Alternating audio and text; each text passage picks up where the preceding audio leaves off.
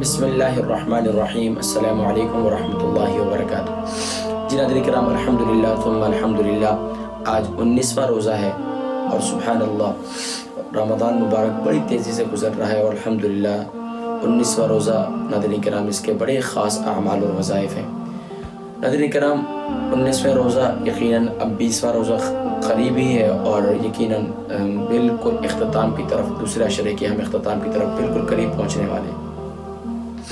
بزرگان دین کے معمولات میں سے مختلف اعمال لکھے گئے ہیں۔ ناظرین کرام سب سے زیادہ جیسے ہی دوسرا عشرہ ختم ہوتا وہ سب سے زیادہ جو ہے ایک دوسرے سے معافی طلب کرتے، حتیٰ کہ اعزاء قارب و خاندان، کیونکہ یہ دوسرا عشرہ جو ہے یہ مغفرت کا عشرہ ہے اور اللہ تبارک و تعالی ہر اس شخص کی مغفرت فرماتے ہیں جو حقوق اللہ اور حقوق العباد دونوں میں حقوق اللہ میں اللہ کی بارگاہ سے معافی طلب کرتے ہیں اور حقوق العباد میں بندے ایک دوسرے سے معافی طلب کرتے ہیں تو اللہ تبارک و تعالی ان کی غلطیوں کو معاف فرماتے ہیں۔ جیسے ہمارے یہاں عموماً شب برات آتی ہے تو آنے سے پہلے ہی معافی مانگتے ہیں، تو اسی طریقے سے یعنی کہ ابھی شب مغفرت ختم ہونے والی ہے، یعنی مغفرت کا عشرہ جو ہے، ویسے تو رمضان مبارک کی ہر رات شب مغفرت ہے، لیکن دوسرے عشرے کے جو خاص طور پر یہ آقا علیہ السلام نے ارشاد فرمایا کہ وہ اوسطہ مغفرت، اس کا دوسرا عشرہ جو ہے مغفرت ہے۔ تو اس لیے اگر 19 روزوں میں بھی اگر آپ نے آج 19واں روزہ ہے تو آج آپ نے خاص اس بات کا اہتمام کرنا ہے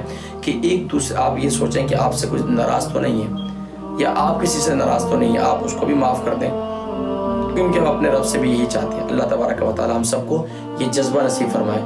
بہت مشکل کام ہے، ان ذالک لمن عزم الامور، یہ بہت مشکل کام ہے۔ پر ناظرین کرام آئیے 19ویں روزے کے خاص اعمال اور وظائف جو بزرگان دین کے معمولات میں سے ہیں۔ ناظرین کرام اس میں لکھا ہے سورہ نوح پارہ 29، سورہ نوح پارہ 29، اس کی سورہ نوح کی آیت نمبر 10، 11، 12، یعنی بسم اللہ الرحمن الرحیم فَقُلْتُ اسْتَغْفِرُوا رَبَّكُمْ إِنَّهُ كَانَ غَفَّارًا يُرْسِلِ السَّمَاءَ عَلَيْكُمْ مِدْرَارًا وَيُمْدِدْكُمْ بِأَمْوَالٍ وَبَنِينَ وَيَجْعَلْ لَكُمْ جَنَّاتٍ وَيَجْعَلْ لَكُمْ أَنْهَارًا۔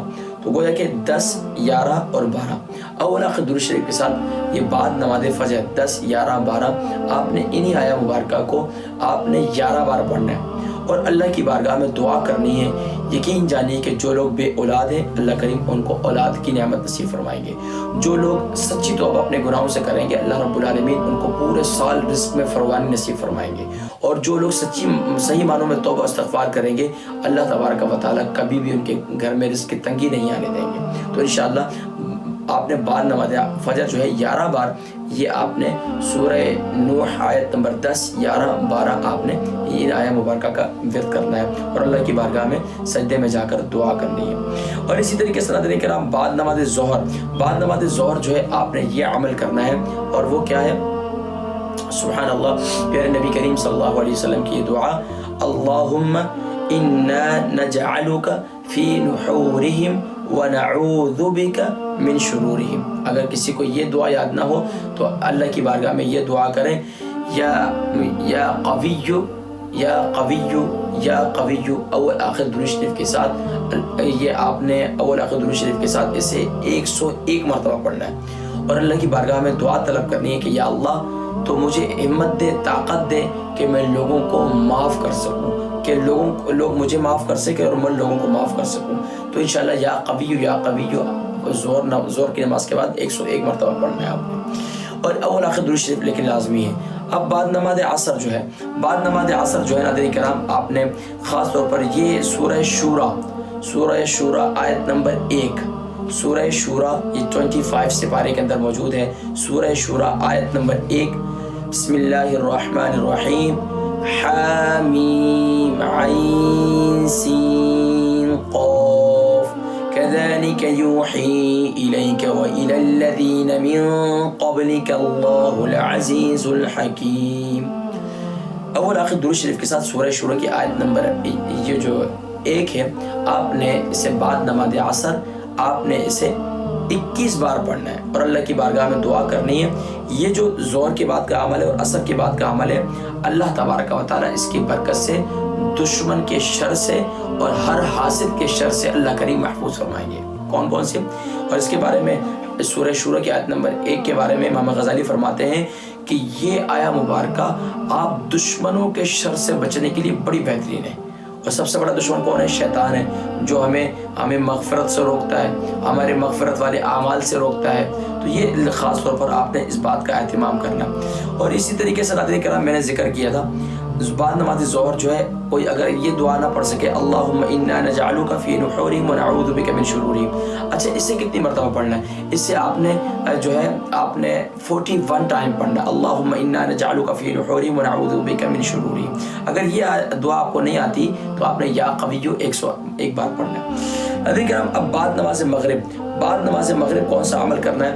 بعد نماز مغرب آپ نے اللہ تبارک و تعالیٰ کی بارگاہ میں اپنے گناہوں سے سچی توبہ کرنی ہے اور سجدے میں جا کر توبہ کرنے 3 سجدے کرنے.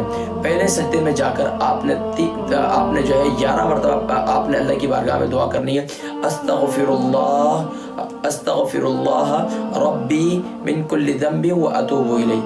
آپ نے 11 بار پڑھنا ہے اور اپنے گناہ کو یاد کر کے توبہ کرنا ہے. اور خاص طور پر 19 روزوں میں اگر کہیں کوئی کمی کوتاہی ہوئے اللہ کی بارگاہ میں معافی مانگنی ہے. اسی طرح دوسرا سجدہ کریں گے اور دوسرے سجدے میں بھی جا کر آپ نے 11 مرتبہ استغفار کرنا ہے. اب صرف استغفر اللہ بھی کہہ سکتے ہیں اور استغفر اللہ الذی لا الہ الا هو الحی القیوم واتوب الیہ بھی کہہ سکتے ہیں، یا جو بھی آپ کو استغفار کے کلمات آتے ہوں. تو تیسرا سجدہ بھی اسی طریقے کرنا ہے اور اس کے بعد آپ نے 11 بار اللہم اجرنی من النار یہ پڑھنا ہے اور اللہ کی بارگاہ میں دعا کرنی ہے. یہ بعد نماز مغرب کا عمل ہے. بعد نماز عشاء کون سا عمل ہے؟ ناظرین کرام بعد نماز عشاء وہی عمل ہے جو آپ نے بعد نماز فجر کیا تھا، یعنی کہ سورہ نوح پارہ 29 سورہ نوح آیت نمبر 10 11 12 اس کو آپ نے اسی طرح ورد کرنا ہے. اور اللہ تبارک و تعالی ہم سب کو سبحان اللہ ماہ رمضان مبارک کی برکات نصیب فرمائے اور اللہ کریم اس دوسرے عشرے میں اللہ کریم ہم سب کو مغفرت کا پروانہ نصیب فرمائے.